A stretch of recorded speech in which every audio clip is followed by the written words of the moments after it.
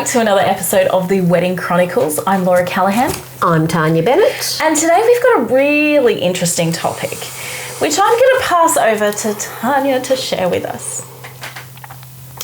Okay, so just going to have to say it as it is. What do you do? What do you do when you know that the groom is banging the bridesmaid?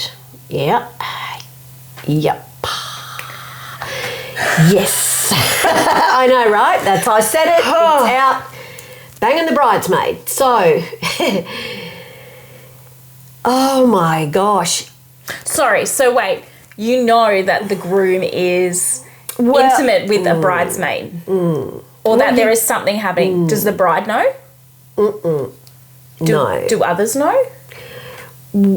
Sorry, I have so many questions. Okay, I know, right? And that's the thing. Feel free to ask those questions. So, this actually has. I have experienced this a couple of times, which is very sad for me because I've thought to myself, something's not right. Something's not right here. There are signs. There are signs, and especially when you sort of look over and you see the bridesmaid, and you, in your mind, you go, "Oh God, yep." And what is interesting as well is, you can't say anything. What are you going to say?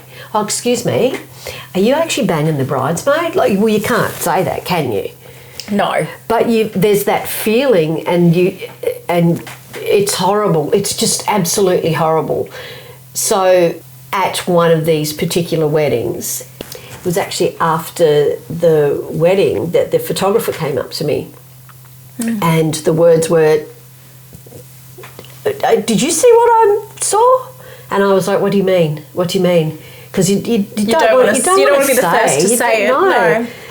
And they said, "Something is not right there. If I didn't know better, I'd say that, he was with the bridesmaid." And I thought, oh my God, so it's not just me that's picked up on it. The photographer and the videographer definitely picked up on it as well. And it was quite heartbreaking because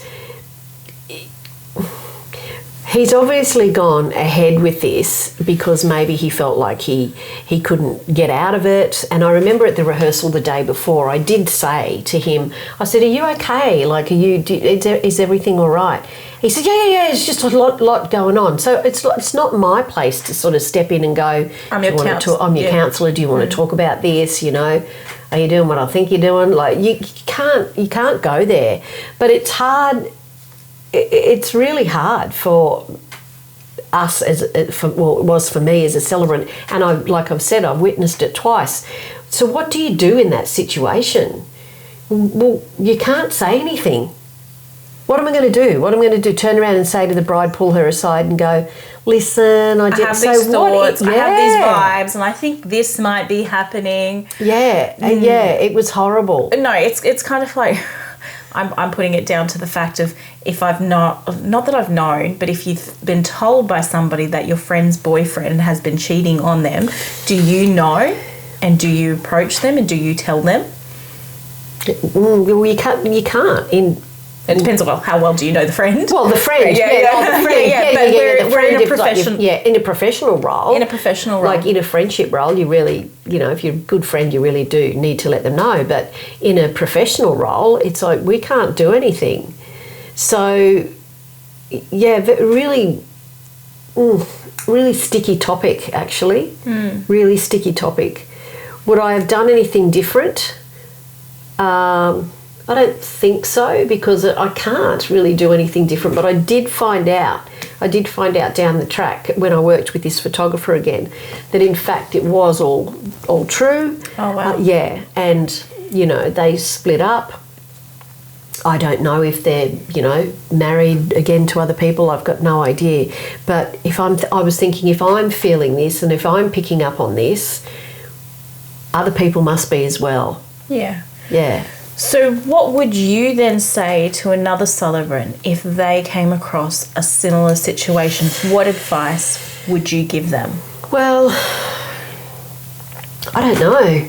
It's a hard one, isn't it? Yeah, I don't know. Well, I think if it was me again, I would literally just remember my professional role, because it isn't actually any of my business. Different to when the groom left because he didn't want to go ahead with it. Yeah, that's still totally different. So there's requirements as celebrants that we need to kind of tick off our list to make sure that a wedding is legal and that there is intent to be married.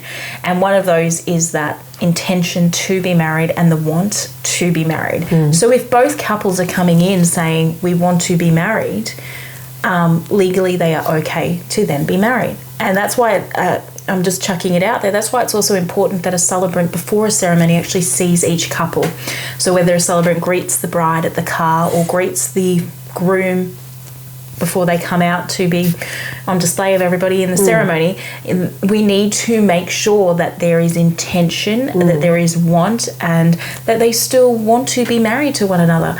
So if this couple is still wanting to be married, then our role is then obviously to marry them. We can't sit there and go, we think this is happening, we're not going to officiate today, it can't be legal. Well, actually, just because somebody is in a throuple and they may not know of it, doesn't mean that legally they can't marry one other person, as long as they're not already married. Yeah, and it can also happen the other side where you've got the bride that's, the bride that's with somebody. Yeah. It's vice versa. And I would say, yes, some of my ceremonies are possibly we don't know everything that's happening behind the scenes. We don't know what's happening in people's worlds. No. But it did make me feel really sad. Like I actually felt like I'd done something wrong. That's how I felt. I felt like I'd done something wrong. I remember getting in the car to come home and I was like, I feel like I've... Oh my gosh. And see, I didn't know then for fact. I had no fact. It was more like, whoa, what? Hang on a minute. Something's not right. Something's not right. And I got home and, I said to Al, he was like, how was the wedding? And I was like, and I told him and he went, but how do you know? Well, I don't know, but I know. He said, well, what can you do about it? And it really sat with me for a few days. I felt like I'd done something wrong. So I think the reason why you've probably felt like you've done something wrong is because you value the institution of marriage, that you have this belief that it is between two persons and that love is mutual and what you value is not being valued. Well, that's it. I just really tried. Where do I put this? Yeah. I didn't know where, and I wish I had someone that I could have actually spoken to. Yeah. So if you came across that again in the future, would you go ahead, obviously officiate the day? Could you disassociate in some way, going, this is not to, this is not my role? Because I do get close to my couples. Yes. That's the thing. I do get close to my couples. I do, like I love them. Like they're I love it. I want to get their dynamics so that I do it right and it's what they want. So, if I was to feel that, I think I'd just have to really go, hang on, step back. This one, we're just professional role. That's it. Yeah. Yeah, and that's the thing. We make a lot of friends as celebrants with our couples. I catch up for brekkies and coffees with couples that I've married years and years ago because we just connect and we get each other. And I've gotten to know them so much that by the time their wedding comes around, it's like they're a friend to me. And I just want to be able to give them everything. Yeah. But then there's other couples that you meet and you just go, no, I have to be here in a professional sense. Yeah, so it's how far, where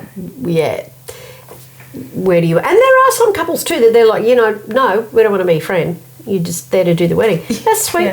Yeah. No dramas at all. So back then, that was a long time ago, I would definitely handle it different now. Say you're a celebrant, you've picked this up and you've said something. How would you go forward? To said something to... Some people cannot not share that. Like if you feel that way and you would have to hand the wedding over. Yeah. You would have to. Yeah. You would have to transfer it. Yeah. Definitely. If you see that, yeah, that's a thought too. If you felt like because this is the thing, because you might not even say anything, but you just feel morally it doesn't sit right with you, that something is not right. And in that instance, if you can't perform or officiate a ceremony because you have moral dilemma or moral conscience not to go ahead with what's actually happening, it doesn't align with your values and your beliefs, you need to pass it to somebody else. And you need to be in that professional sense to go, I'm not the right person for you.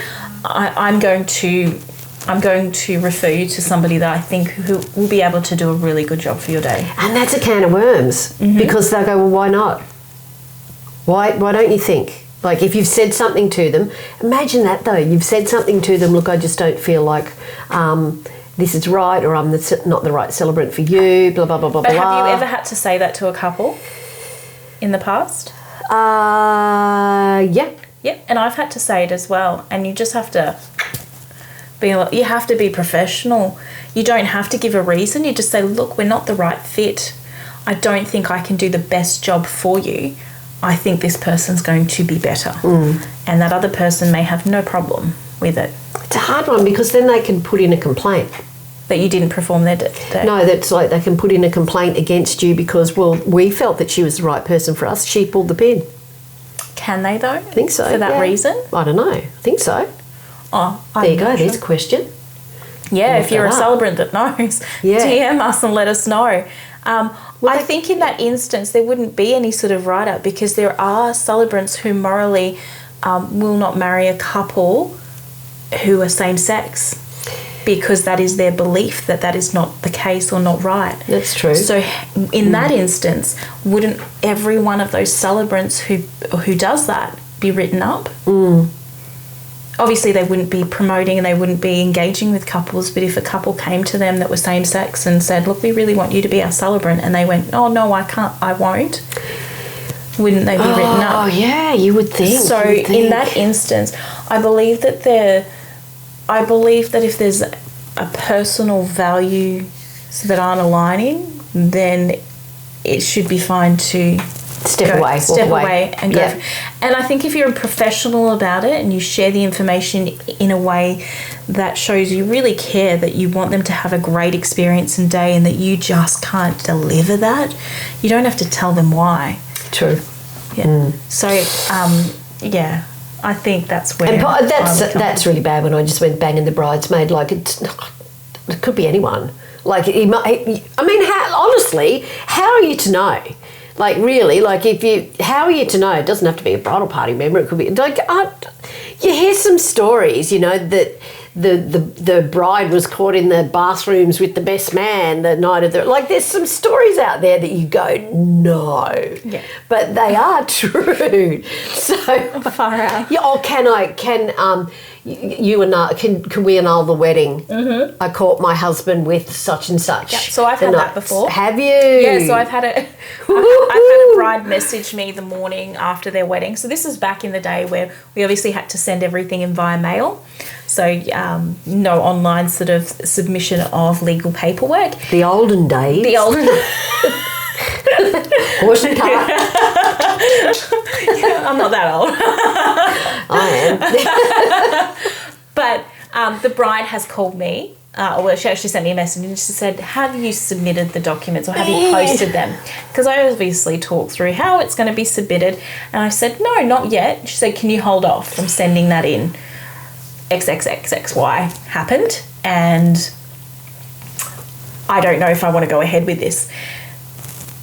What did you do? Well, you had to. I had to send it. Yep, had to send it in because our job as a celebrant, we had legally performed that ceremony, and it is a requirement that we submit it. So that's it. It's like I can't just hold it back and go, oh well, that didn't happen for you. I've got your back. Yeah. That would be a complaint against you, and then you could be deregistered, I believe, from doing that, because that's acting unmorally and unlawfully under the role and the expectations of what you need to be doing.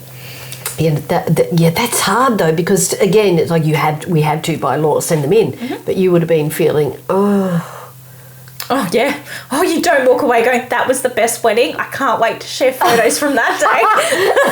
Nothing. It's like, we do not share anything. So you know what? The socials, there are some weddings I just do not share. There are couples that have reached out to me over the last year and just said, hey, just want you to know we're no longer together. We've separated. Just want you to be aware.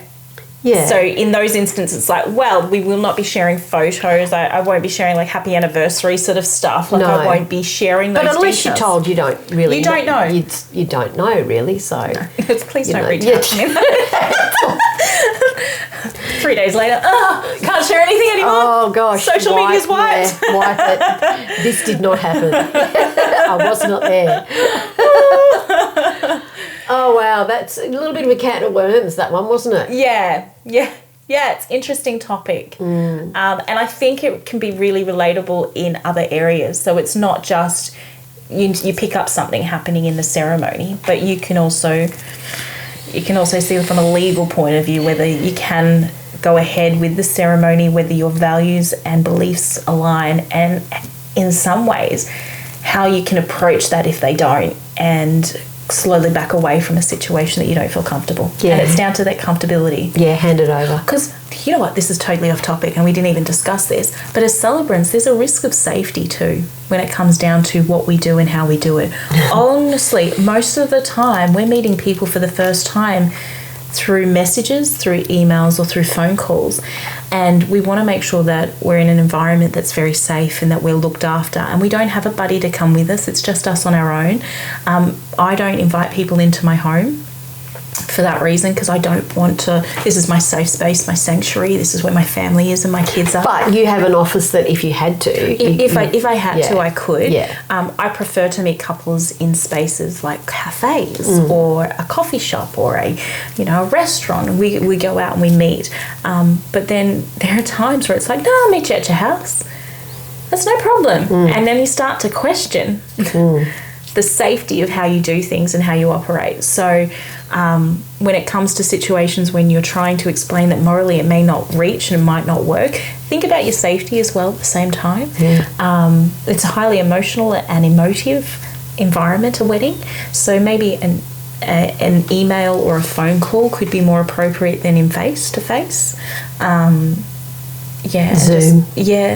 Zoom meetings. Sorry. I'm not the right person for you. Yeah. Many years ago, I had a couple get offended when I actually said, look, could we meet? We'll meet at, because I was meeting another couple at a coffee shop. So we'll meet at a coffee shop and sit down and chat and, get to know each other more, do the paperwork, etc., etc. And she was very offended. She said, how dare you meet with us in a coffee shop? You clearly don't have the respect for our love. And I was a bit like, she said, no, we're not going to meet in a coffee shop. No, not at all. Mind you, quite a few years ago. I said, oh, okay. So I went to their home. I said, well, that's all right. I'll meet you at your home. No worries. And the the table was set for dinner. Oh. for 3 people. And they were like, well, aren't you staying for dinner? Like, we can sit down and talk about the wedding and everything over dinner. And I said, look, thanks. but no, I won't be staying for dinner. And she was a little bit put out because she cooked. And I was finding myself like, oh, hang on. I was a bit like, oh my gosh, do I need to stay? What do I do here? And then Al was ringing me. He's like, where are you? And I said, I'll be home soon. Kidnapped? Yeah. I just can't. Well, she's like, no, invite your husband. I said, no, actually, I'm going home. Like, we'll do the paperwork, etc., etc. And she was a little bit. She was put out. But I found that quite, different. So I have little things that I do now, like obviously for safety. Sorry, this is a whole other topic. There was more, but I can't tell you. Yeah, I can see, like, no, I need to back out of that. But little things like I send the GPS coordinates of where I am to my husband. That's good. I'll obviously have my phone with me the entire time. He knows where I am. I know where I am. I've had situations where I've messaged him before going into meetings and just saying, if I don't call you in like 35 to 40 minutes, please call me and make sure I'm alive. Yeah. But that's the thing. So, like, when you're starting out, you're just like, I'll take whatever I can. But then when you start to figure out the way that you operate and the environments that you need to be in, you go, you know what? To be smart, I need to do back-to-back meetings on one day a week. Not run around the countryside. And we need to be at a cafe, and the couples need to come to home. me. Or home. It's just got to be kind of like rotating. Yeah, and rotating. Give them the time. I always want to give people the time that they deserve. You know, it's important. But now, after being in the industry for so long, and there's rules and regs and things that I do and things I do not do. Yeah. And that's it. Yeah. It's like, you know, I will never be put in a situation again where I'm like, unless I know I've been invited for dinner, no. Yeah, like you've got to throw the celiac card out there. I'm so sorry, I'm celiac, lactose intolerant vegan, and GF. Oh well, that's celiac. Sorry, I got you interesting. Back. Got you back. Yeah, it's like help, sending smoke signals out. Kidnapped with a cat. Anyway, we digressed, but it's a little bit of a side topic that's still very important to consider as a celebrant and even as a wedding provider. Like if you're meeting with couples and people that you don't know, do it in a safe place and look after yourself. We all need to be safe. Yeah, definitely. So that's the topic today. That was a bit of that's a bit of a cat amongst the pigeon. Yeah, banging the bridesmaid. So give us your feedback on that. It might be good, it might not. But anyway, that's another one that we've nailed for today. There's going to be a fair bit of feedback on that one, I think. Look, thanks for listening. We hope that you enjoyed this episode. And if you'd like to watch more of what we do or hear more of what we say, you can follow a lot of our episodes on podcasts, so whether that's Spotify, iTunes, YouTube, you name it. We are across it all, so you can listen or watch us. You get the visuals on YouTube. Yeah, which you is do quite get the faces and the laughs. Yeah. And the as one of my celebrant friends said, I can hear that and see that you were trying to be very diplomatic because, well, we do want to be diplomatic, but we're probably going to get a little bit rawer as we go along and maybe a little bit cheekier. I think so, because we're starting to forget sometimes that the cameras are there and we're saying things that we otherwise wouldn't say. So I think the more comfortable we get with this, the more that's going to come out. As long as it's entertaining for you and you get something out of it, we're happy with that. And look, we come with the idea that we can always censor ourselves with editing.